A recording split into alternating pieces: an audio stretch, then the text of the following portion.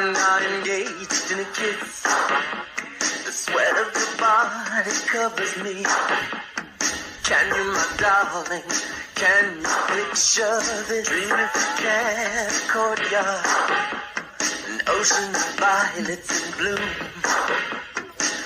Animals strike curious poses. They feel the heat between me and you. Just keep standing, alone in a world that's so cold. Maybe I'm just too demanding. Maybe I'm just like my father, too old. Maybe I'm just like Hey! How you guys doing? Today is January 16th of 2024. This is Patricia and MAIDEN Regali, Chief Little Flower, coming at you from the privacy of my benefactors, my beloved benefactors' beloved estate and sanctuary. She had rescued me from the frying pan. They both have been very good to me and support of one another. So, basically, how's everybody doing out there? No. How's everybody really doing out there? Boy, that's a double-sided question, I tell you what.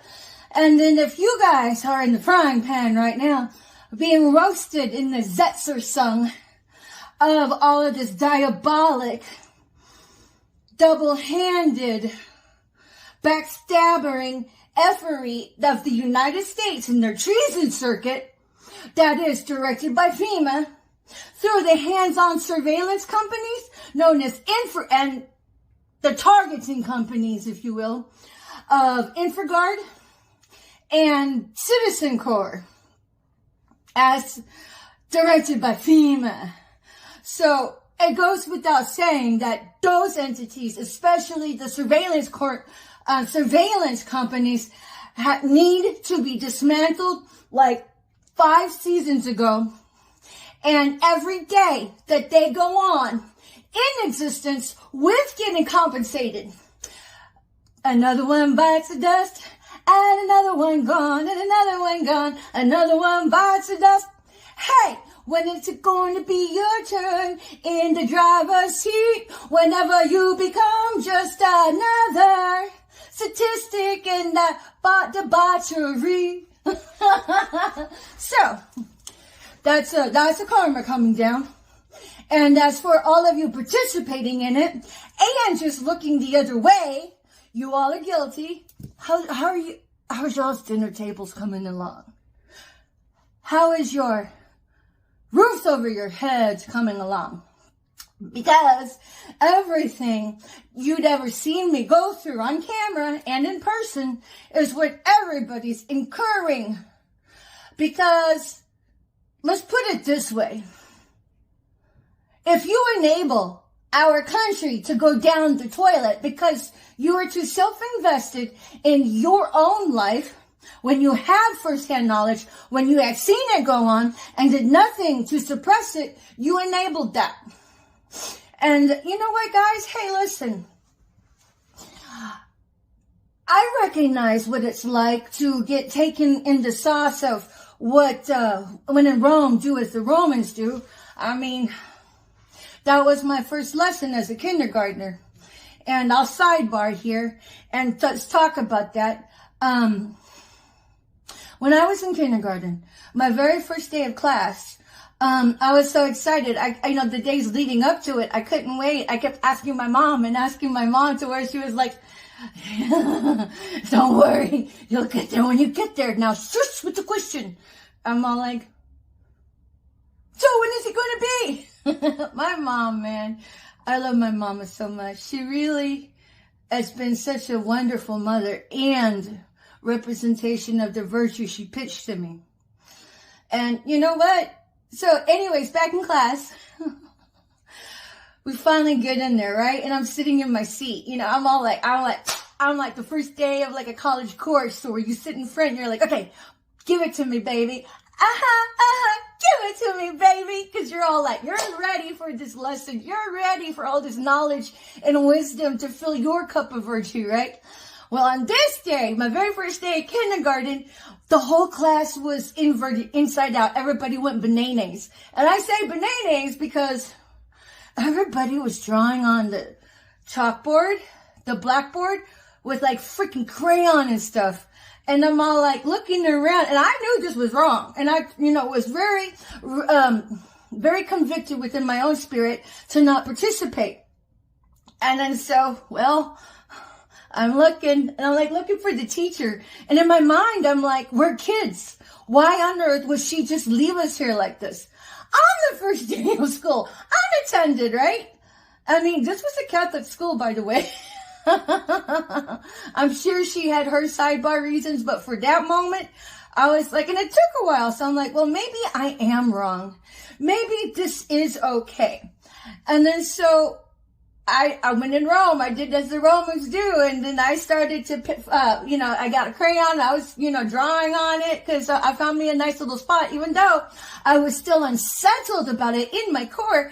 I just thought by me looking around and seeing what everybody was doing, I was in the right about it, And then, well, whenever the teacher came back, she was very upset. She was livid with us.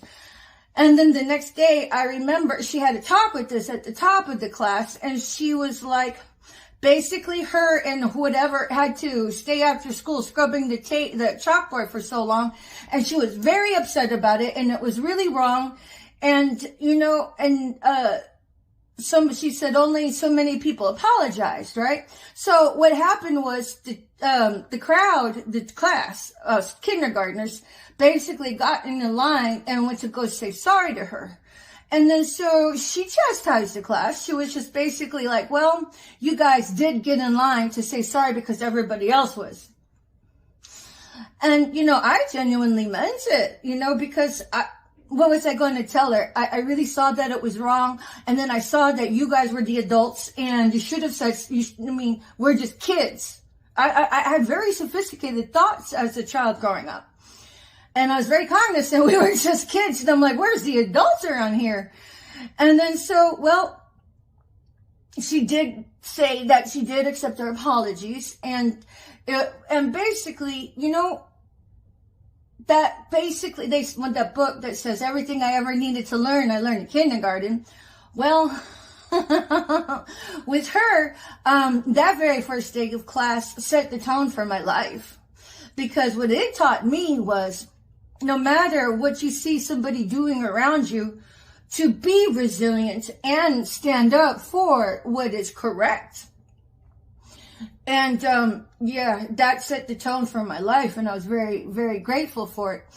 And then, fast forward some time later when I was at Shady Ambulance, there was a girl I was working with. Now when I say Shady Ambulance, if you guys are in tune with my Facebook, you know what I'm speaking of. But it wasn't so much my field medics that I had, was in the trenches with.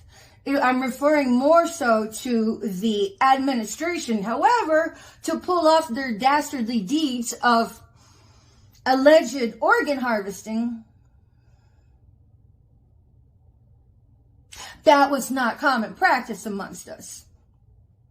And then so this one particular young lady I took a shining to, she was probably in her early 20s. She was actually working or volunteering at another local 911 private EMS agency.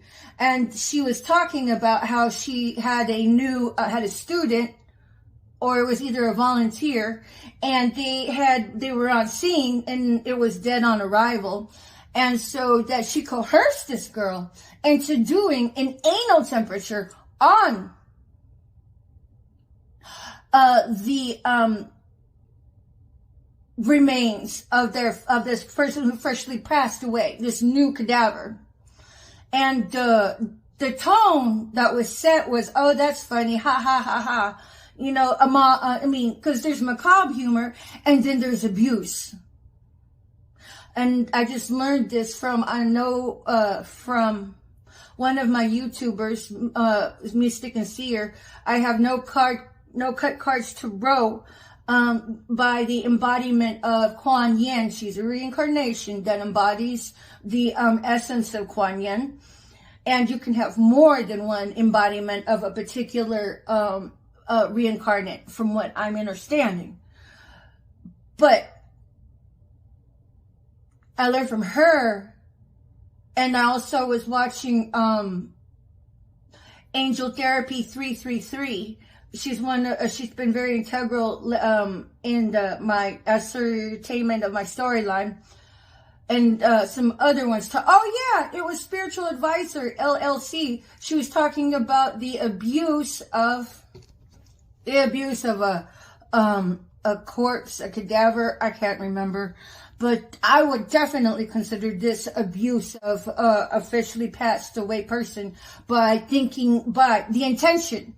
Now, if she'd come across this as, well, let me show you how to take an anal temperature, so it's not so awkward when you go to do it for the first time, if you have to, on a grown person or a child or so on. That's intense. That is seizing the carpe diem, seizing the moments for the empowerment of somebody from an upright ethical approach, especially in the setting of a classroom, so to speak, out in the field. But what my young lady friend did was use it as a moment of wielding her superiority over someone else by making them the butt of a joke,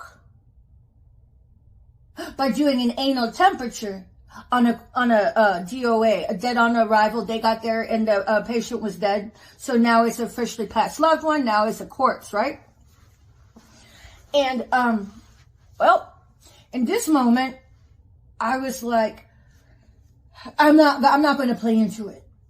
And I'm not the type of person to say, and this is really big in the healthcare industry, oh my God, so-and-so is in EMS.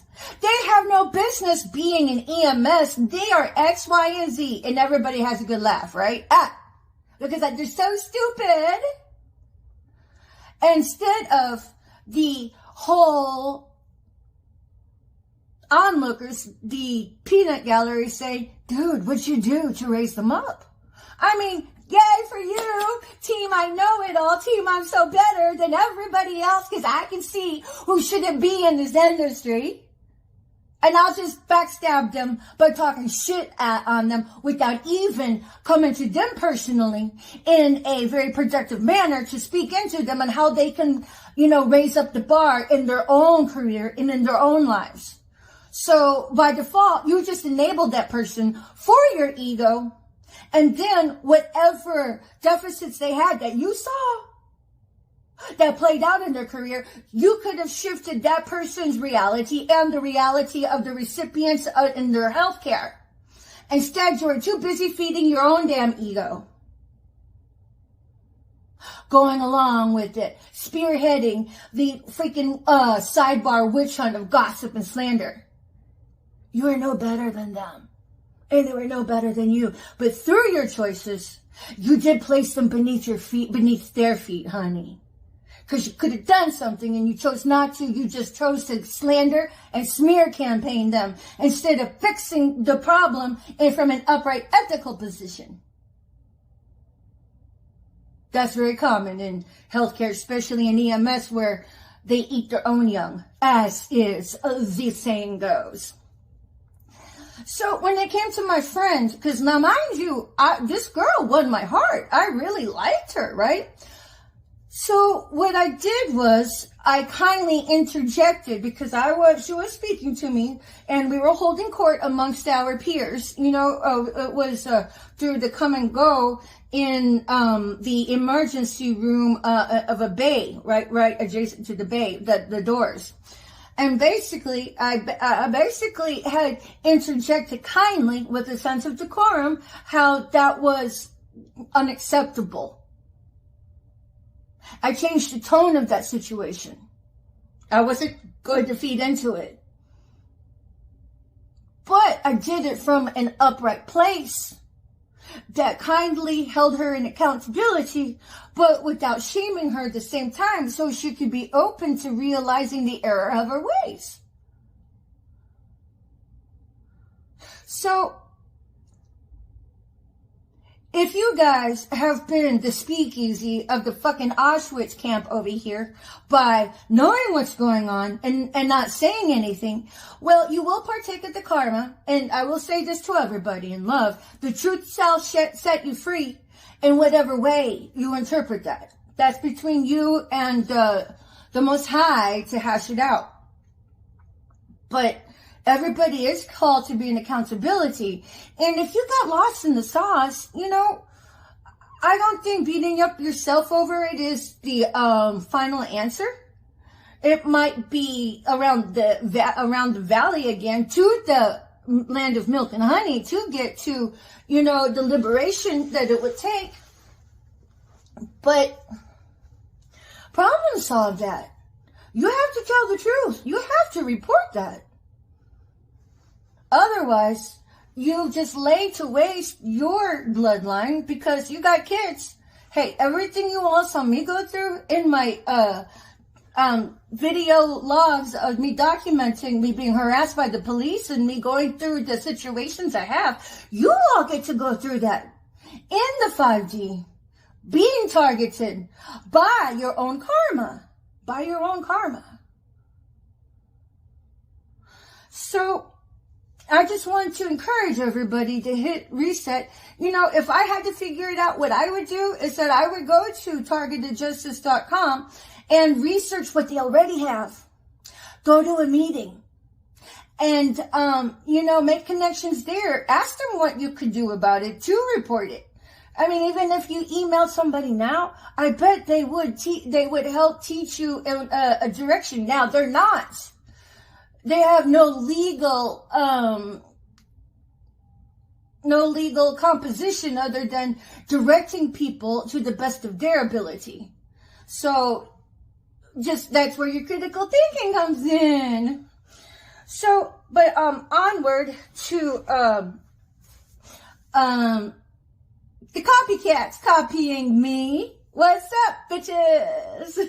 First off, okay, I mean, see, this is related to smear campaigns and slander because I'll tell you what, I don't know any of these fool asses that are copycatting me. I've never met them. And then, you know, in your slandering machine over here, you're like Sodom and Gomorrah that you guys fucking participate in with the targeting of the individual. Number one, Dick Tracy. Number two, your wife that, she was put in your life to thwart you from me, honey. And you fell for it. And then you were targeting me pretty fucking hard, thinking you could set me on a shelf and me come back to you and be like, oh my God, you're finally here to rescue me. Fuck you, Mr. Wealthy 1%. At any rate, as per I have no cut cards to row, the embodiment of the Kuan Yin reincarnate in energy, she says that what I basically interpret for me is that your ex-wife is possibly somebody here is having their death fate just so they can keep on the roster of the military to be used for their special skill set of black magic and death magic for her spell working capacities. So her death is being faked, and if my interpretation is correct, she possibly could be held in a Midwest state in a barn that is like a safe house that the military uses to usurp individuals from being tried in a court of law for their roles. And so, but you know what? Even if she is there, they're making her a sex slave. So what kind of life is that really? I mean, cause these assholes are brutal. A way of harvesting energy is through sexual practice. And then if they can get you, say they, the opposition, everybody running the spell work game through FEMA, with the participation of the hands-on targeting of Infraguard and Citizen Corps. And the covens everywhere. They're in every fucking vein of America, honeys. And that's how this slaughtering machine of this group stalking, of this targeting of the individual through the vernacular slang known as gang stalking. This is how it proliferates. They're fucking covens. They're witches. They're warlocks. They are fucking narcissists, and deception is no problem to them because most of them have either suppressed or lack the empathy gene. And then these fool asses that allow those guys to pay them for intel on somebody here and there, well, it's just like a drug. They're going to slow bake your ass until you are completely dependent on them. So if you have a house at the time and say, for instance, you had welcome a targeted individual just to target them. I mean, I'm talking about your homeless shelters here. Everybody participating in all of that is on the way to their own Zetzer song in the 5D. I mean, it doesn't matter if your 3D, your Department of Justice can get at you, or you be accountable to them. You are accountable to the Most High in every aspect you are. So you can go under your breath. The Most High will shake you down right where you are. So whatever. But, I'd watch out for her death being faked. And, Kuan Yin of I have no cards to roll also speaks of, a offender being held in, seeking their own safety and sanctuary at their blood brother's place in the garage. So that's of importance. But for now, I'll just keep it there. But, back to my copycats here. I mean, you guys have, feeding the mill of the slaughter and slander machine. I mean, there's people out there profiting from my creative brain children right now as we speak. A lot of it's JPEGs. A lot of it is, and also fucking Amber from the girl with the pretty UK accent that I've never been introduced to formally, and Jeff Weed, his ex-hoe, or maybe they're still together because she decided that she was going to stay with this man fucking forever. And so at any rate, those assholes, I had given Jeff Weed a spiral notebook of me calling him out on his gaslighting. And, he's just basically saying that was just a horrible letter and blah, blah, blah, blah. Well, I believe they published it. And are living off that means as if it was their own creative brain children. That's grand larceny, bitch. And, part of that book speaks of true royalty being there to serve, not to be served. That right there, that's the crux of it. So there you go.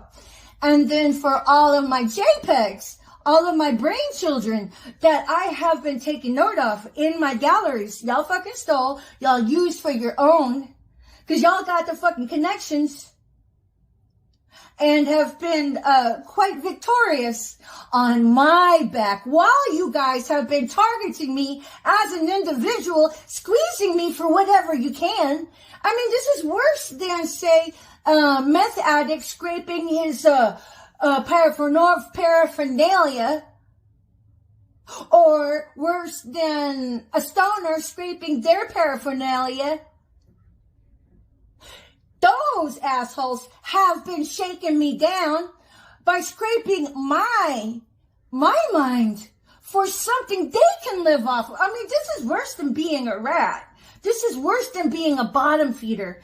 These people were creating circumstances to loose me, to cause me to implode from the inside out, to cause me to opt out and commit suicide. Meanwhile, they're recording everything I was saying and everything I was doing and using me as their muse by picking apart things that come off my body, my mind and my spirit through the words I speak and through anything that I might have had improv, because I'm a hell of an artist. There's a lot of stuff I haven't recorded that I was practicing and spitballing in my privacy, so-called privacy. And in this Truman Show, there's a lot of judicial that know about that. There's a lot of people propagating this beast by enabling it through apathy, by enabling it through the lack of mobilized resources to demolish it. You all are accountable for that karma. You and your families, because you have fed off the tit of all of this demonstrative demonic activities and siphoned Satan himself to your own table and fed it to your children. Of course, how could you not expect them to partake of this karma? By the way, if you have somebody that's done a lot of shit, and even though you didn't agree with it, you know about it, you are now a bright contestant, because karma is contagious. Karma is I'll say that again. Karma is contagious. So, you want to aid and abet a known coven, gang stalking, cesspool, child molesting enabler? That becomes your karma too. Yeah, it does.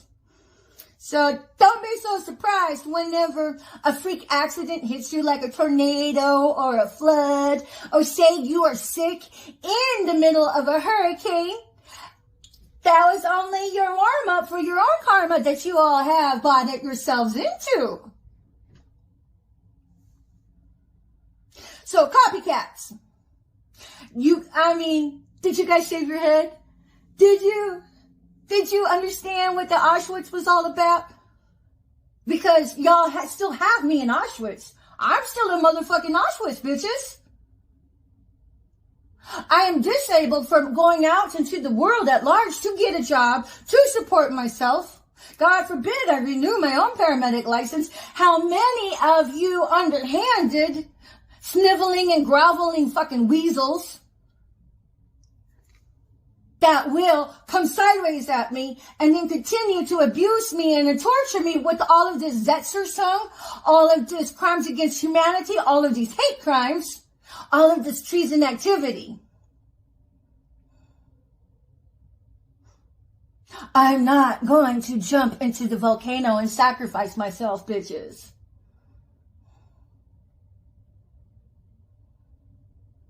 So, copycats, you guys are choking on your own debauchery. How you like it?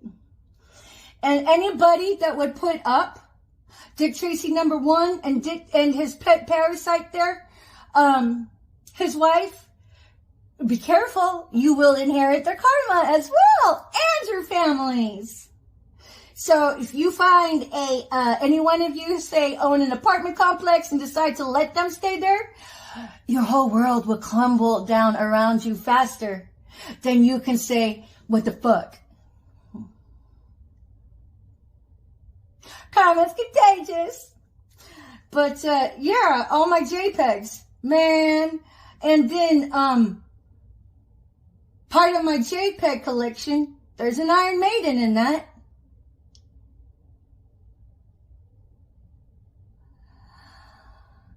That's how you know it's mine.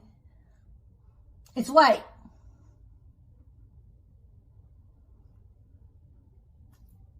Need I say more? And all of you people that would go produce that, knowing it was stolen. What can I say? I hope you like having a company, unless you subscribe and opt into The Truth Shall Set You Free. Otherwise, enjoy your own inherited karma.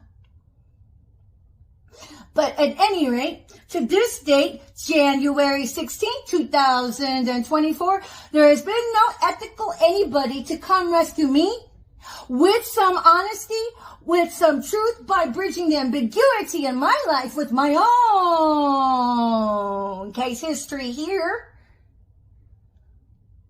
So the longer this goes on, the deeper you get in balls deep, because it's just been ratcheted up to motherfucking light appetizer, not even light roast yet.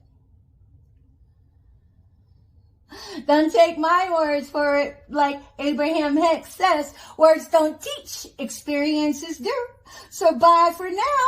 Signing out, Patricia Ann Landon Regali, Chief Little Flower, coming at you from my beloved benefactor's estate and sanctuary where I am safe.